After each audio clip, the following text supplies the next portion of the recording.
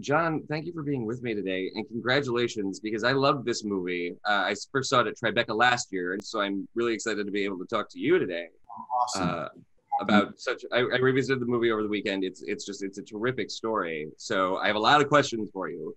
Wonderful. You're ready to dive in? I'm ready to deep dive.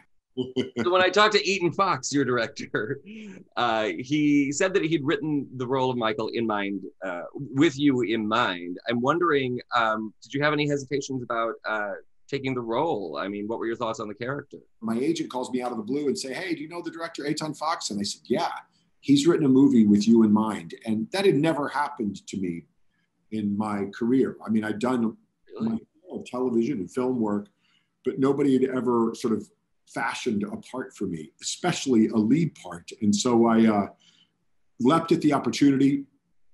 And then like about 3 or 4 years later, after I'd gotten that call from Etyan, he got the money together, and I was doing a play in London, The Inheritance, and I was able to leave the production as soon as it closed and go straight to Israel and start work on the movie. So yeah, it was like a like getting like a gift in the mail. Like you didn't even ask for a gift and you got the gift. So Michael is a writer. He's a travel journalist. What was your handle on the character? I hear so many actors talk about they need to find something specific as a way into the role. I mean, what was your approach? Michael and I have a lot of things in common. We're both long-term New Yorkers. Yeah. We've both been in relationships for a long time. We're both gay. And it sort of stopped there. So on the surface of things, you read it and you think like, oh, well, I've got this guy in my back pocket. This is who I am. And then as it goes on, you realize like, oh man, we actually have very little in common. And I'm like a jeans and flip-flops and t-shirt guy. And Michael is khakis. I was like, I fucking hate khakis.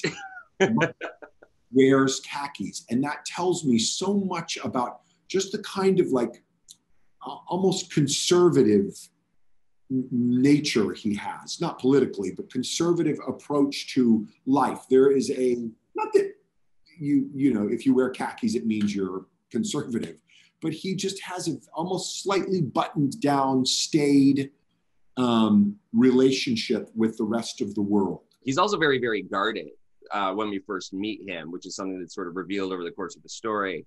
In your mind, how much of that has to do with his age, and how much of that has to do with his pain that he's carrying around? He feels almost embarrassed about being the age he's at and being sort of forced to be with this young person, to live, to cohabitate with this young person, even though he kind of instigates it, because I think secretly he's longing not to get in the young guy's pants, right? Connect, to feel what it felt like to be in a world where everything is possible. And I feel like Michael feels very limited by his age and where he is in life. He lived through AIDS and he lost his first lover. He lost, of course, a lot of friends. And so there's this kind of existential feeling of like, why not me? Not why me, because he didn't get it, but why not me? Why am I still here? Why am I 30 years after it all happened? Why am I still able to get on a plane and go to Tel Aviv and experience life? And I think it haunts him. And you learn that. It's like an onion that's getting peeled, this character, throughout the movie. And you start to see more vividly that source of his pain as the movie goes on. Michael, as you say, is someone who has lived through AIDS. He's lived through the fight for marriage equality. He came out at a time when coming out was this incendiary thing. And he meets Tomer, this young, handsome Israeli who doesn't want to label himself anything, who doesn't want to be committed to anybody or anything, and who doesn't understand why we have to dwell on all the negative stuff in the past. Yeah. You know, he also rejects labels. You know, this is one thing Etyan and I talked about at length, actually, is the idea that Tomer rejects any kind of label at all.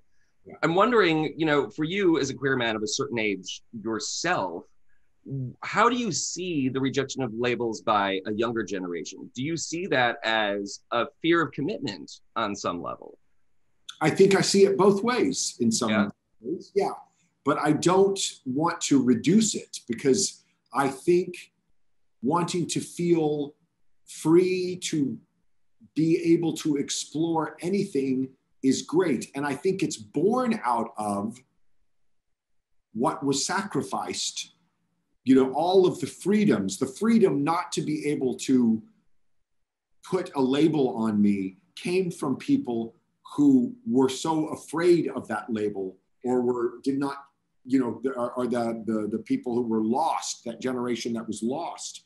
There are two sides to it. I think the queer identity is super, super important and super powerful and as strong as it's ever been. And maybe it's so strong that people are like, queer can mean anything. Yeah. Queer can mean anything.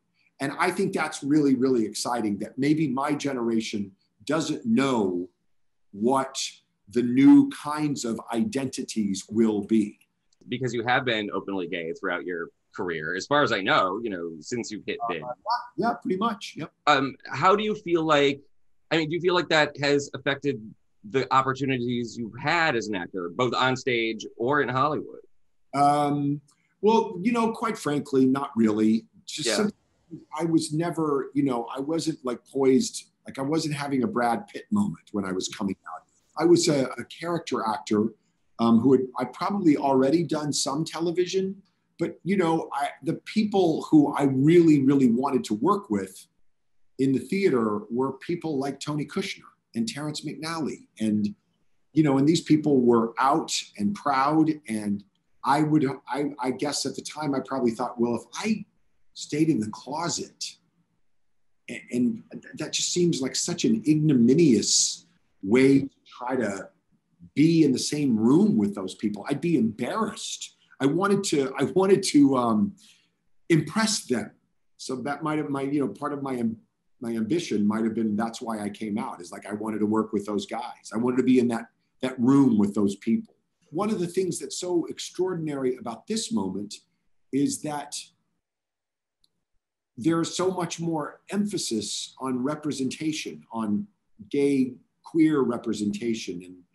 And so it helps if there's a gay part to have a gay actor, and it's a benefit now. Whereas really not so long ago, it was maybe even considered a little bit of a liability when it came to either box office or just the way Hollywood looked at you. But I do want to say, and it's somewhat controversial, I am not a person who thinks that only gay actors should play gay parts. Right. I don't think only straight actors should play straight parts. Now, in saying that, I am very aware of the imbalance in those two,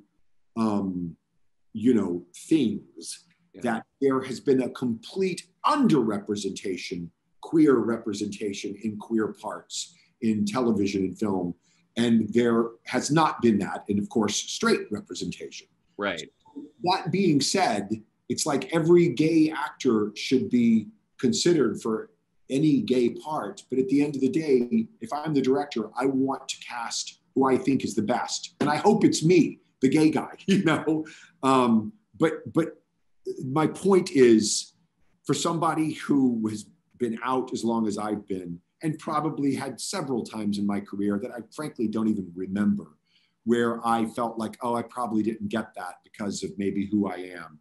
Now I see myself being given opportunities because of who I am. And I hope that that kind of representation has a crazy, wonderful ripple effect. Listen, man, you've been great. Is there anything else you want to talk about or add before I let you get on with your day? Sublet is June 11th opens. July 9th, I think it starts streaming. And then I think it comes on HBO in October. So there's a lot of different ways to see this small scale, but deeply contains multitudes, this movie. So I hope everybody gets a chance to see it. That's awesome. Well, thanks, Ben. You've been absolutely wonderful. Congratulations on the film. Next time we talk, I'm going to have a more exciting backdrop. I promise you.